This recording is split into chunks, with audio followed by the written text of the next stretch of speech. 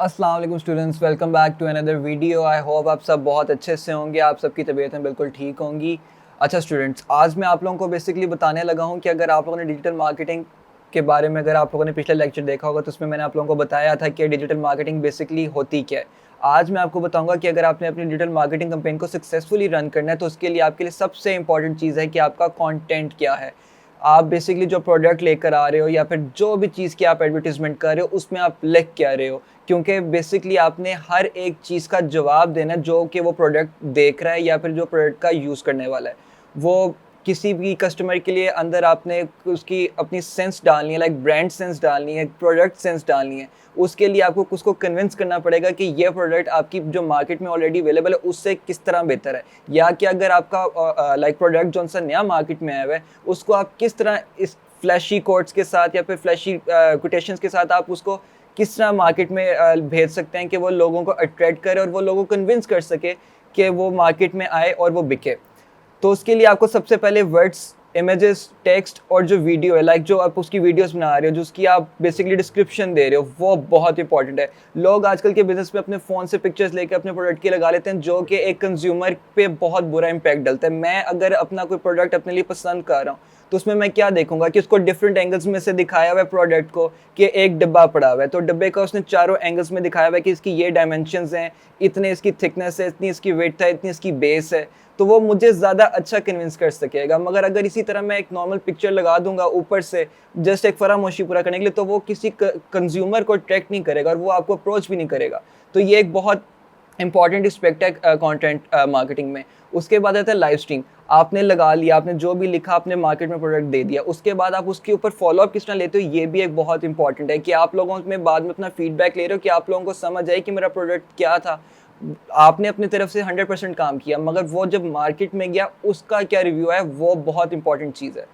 फिर उसके बाद कंटेंट सबसे अच्छा क्या चीज़ें बनाती हैं, सर्चेबल हो। आपका सबसे ज़्यादा इंपॉर्टेंट चीज़ ये है कि ऐसे आपने चीज़ें ना लिखी हों कि जो लोगों को समझना है, ईजी हो, कंसाइसिव हो, लोगों के लिए ईजी टू अंडरस्टैंड हो, लॉन्ग लास्टिंग इम्पैक्ट हो उसका, कि जस्ट ये ना हो कि आपने प्रोडक्ट दिया, लोग उससे तंग आ गए और वो 2-3 महीने बाद मार्केट से बाहर। उसका इम्पैक्ट लॉन्ग लास्टिंग हो, मार्केट पे लोग देखें कि कोई प्रोडक्ट आया तो उसके बाद लोग उस ट्रेंड को फॉलो करें, ट्रेंड सेटर बनने की कोशिश करें। उसके बाद एग्जांपल्स आ गई, आपने लाइक आपने पूरा एक वीडियो बनाई, आपने एक पूरा अपना ऐड शूट कराया, आप उसको आगे फर्दर ऑन कहाँ कहाँ लगा सकते हैं। फेसबुक हो गया, यूट्यूब हो गया, अब तो बहुत ज़्यादा प्लेटफॉर्म आ गए हैं। कोई भी ऐप आती है आप उसके साथ गूगल एड्स के साथ कोलैबोरेट करके आप उधर से एड्स लगा सकते हैं। वो मैं आपको फर्दर ऑन इस लेक्चर में दिखाऊंगा कि आप यूट्यूब पे, ट्विटर पे, फेसबुक पे, इंस्टाग्राम पे, गूगल पे अपने किस तरह एड्स उनको भेज के आप आगे लगवा सकते हैं। तो उसके बाद आपके गोल क्या होने चाहिए जी इस मार्केटिंग में, जो आपने लिख रहे हैं सबसे आपके दिमाग में बेसिक बातें क्या होनी चाहिए। ये तो मैंने आपको बता दिया कि लोगों को अंडरस्टैंड करनी चाहिए। बेसिक आपका होना चाहिए कि लोग आपका प्रोडक्ट क्यों लें, वो जो उस चीज़ की रकम अदा कर रहे हैं वो किस चीज़ के लिए अदा कर रहे हैं। वो तो प्रोडक्ट, फॉर एग्जांपल आपके पास एक परफ्यूम है, वो आपका परफ्यूम बाकी आपके कॉम्पिटिटर से वो परफ्यूम किस तरह डिफरेंट बनाता है, ये आपने बेसिकली अपने डिस्क्रिप्शन में बनाना है। उसके बाद फिर आप साइन अप दे सकते हैं, ईमेल लिस्ट में आप सारे लोगों को डाल सकते हैं, आगे उनको भेज सकते हैं सारे लोगों को। उसके बाद आप किसी सोशल मीडिया इन्फ्लुएंसर्स बहुत ज़्यादा आगे में, लाइक आप किसी को भी जिसके 100K प्लस सब्सक्राइबर्स हैं यूट्यूब पे, आप उसको साथ कोलैबोरेट करके उसके प्लेटफॉर्म पे आप यूज़ करके आप अपना प्रोडक्ट एडवर्टाइज करवा सकते हैं। फिर उसके बाद आप अपने प्रोडक्ट के साथ साथ ही आप एजुकेशन एंटरटेनमेंट भी प्रोवाइड कर सकते हैं। अब आप ये किस तरह दे सकते हैं, एजुकेशन आप इस तरह दे सकते हैं कि आप अपना प्रोडक्ट दे रहे हैं तो उसकी डिस्क्रिप्शन में आप इस तरह की चीज़ें बताएं कि वो आपकी आवाम को एजुकेट करे।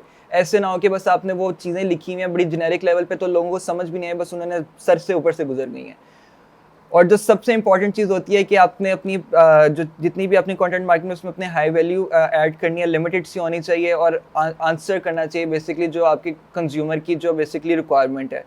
और that's it for today students. I hope आप लोगों ने काफ़ी कुछ सीखा होगा इस लेक्चर से।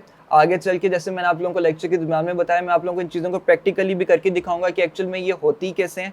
अभी जस्ट आप लोगों को ब्रेनस्टॉर्मिंग करने के लिए बेसिकली डिजिटल मार्केटिंग और वो बेसिकली काम किस तरह करती है, इसलिए ज़रा मैं आप लोगों को आहिस्ता आहिस्ता लेकर चल रहा हूँ। Thank you so much guys for watching this video till the end. I hope you guys are loving this lecture. Until next time, अल्लाह हाफ़िज़।